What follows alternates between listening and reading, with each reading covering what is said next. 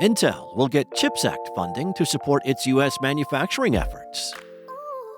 Meta previewed fediverse sharing for Threads.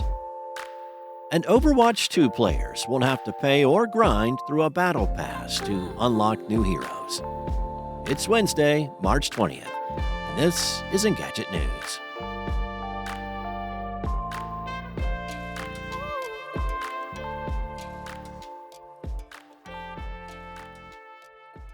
Intel is getting a huge boost from the U.S. government under the CHIPS and Science Act. The company could get up to $8.5 billion in direct funding from the government, according to the preliminary agreement it has reached with the Department of Commerce.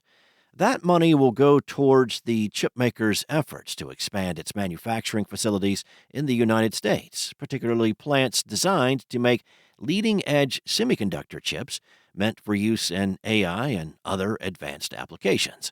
The government's investment is expected to support Intel projects across 4 states, including the construction of 2 new leading-edge logic fabrication facilities and the modernization of another one in Chandler, Arizona, as well as the construction of 2 more fabs in New Albany, Ohio. It will also help Intel modernize 2 existing fabs in Rio Rancho, New Mexico, and expand facilities in Hillsboro, Oregon. The government's $8.5 billion funding will augment the company's $100 billion investment in U.S. manufacturing over the next 5 years. And in case the company needs more money, it can borrow up to $11 billion from the U.S. under the agreement. The Biden administration signed the CHIPS and Science Act into law back in 2022 in hopes of fostering domestic semiconductor research and manufacturing and of lessening American companies' reliance in Chinese suppliers. This is the administration's 4th CHIPS investment, and it's the largest yet. If you combine Intel's own money with the government's funding, this is one of the biggest investments announced in U.S. semiconductor manufacturing overall. Back in February, the government also announced that it was granting Global Foundries with $1.5 billion in funding under the CHIPS Act to help the AMD spinoff build new fab facilities. Intel's projects in those aforementioned regions are expected to create 20,000 construction and 10,000 manufacturing jobs. Meta is continuing its slow march toward compatibility with the fediverse. The company has been experimenting with making posts from a handful of accounts available on Mastodon since the end of last year. Now it's offered a brief preview of how the integration works and what it might look like once more people have the ability to share from threads directly to the fediverse.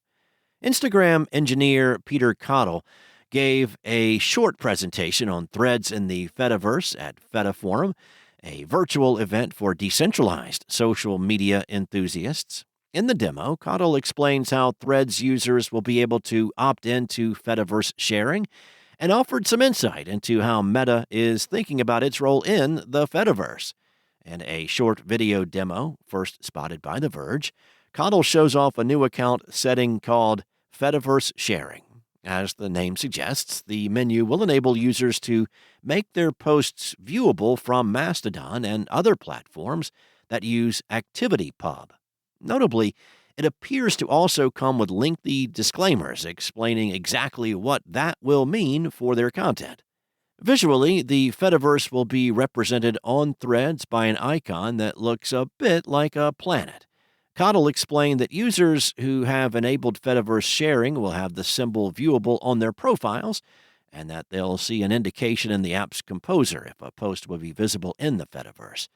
Cottle also confirmed that only public-facing accounts will have the ability to share to the Fediverse.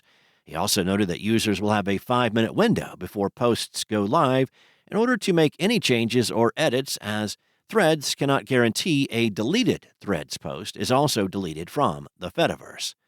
The demo comes as Meta has started to add a few more accounts to its Fediverse sharing experiment. Right now, Mastodon users can follow Instagram chief Adam Mosseri and a handful of other Threads users, but the company has not provided any update on when the functionality will be more widely available. Cottle's demo also didn't delve into how sharing from Mastodon and other ActivityPub-enabled services into Threads might work. But Coddle's demo is another sign that Meta is taking the growing momentum for decentralized social media seriously. Blizzard is finally making it easier to unlock new heroes in Overwatch 2. Now, this is big news as players regularly complain about how difficult it is to obtain new characters in the live service shooter. Currently, people get new heroes by paying for and grinding through a battle pass, buying them outright, or waiting until they become available as a reward for winning a certain number of games. Well, that changes with the forthcoming Season 10, as the company will make new and old heroes available for free to all players. This not only pertains to Venture, a new hero created for Season 10, but all of the game's previously released heroes. New players will still have to complete the intro, but once the heroes from the original Overwatch roster have been unlocked, all Overwatch 2 heroes will also become available. This will even extend to future heroes. The entire roster of Overwatch 2 characters will be playable in all game modes when Season 10 officially begins this April. And this is just one change coming to how the game handles its Battle Pass. As suggested by director Aaron Keller in a video, Blizzard is also going to start selling mythic skins that were previously available only through a paid Battle Pass, though pricing and availability is still up in the air. In addition, Overwatch coins, the game's dominant currency, will soon be easier to earn. Right now, people accrue coins by accessing a premium battle pass, completing weekly challenges, or buying them outright. In Season 10, they'll become available in the free tracks of the game's battle pass system. Fans will be able to earn up to 600 coins per season for free, up from 540. Finally, there's a new in-game competition called Clash, which was first announced at last year's BlizzCon. This team-based PvP mode features 5 points lined up in a row, and the first team that captures all 5 points or reaches a maximum score wins. It looks like the full Clash mode won't launch alongside Season 10, but will come later this year and will include 2 dedicated maps. Thanks for listening. There's more to these stories and additional articles at Engadget.com.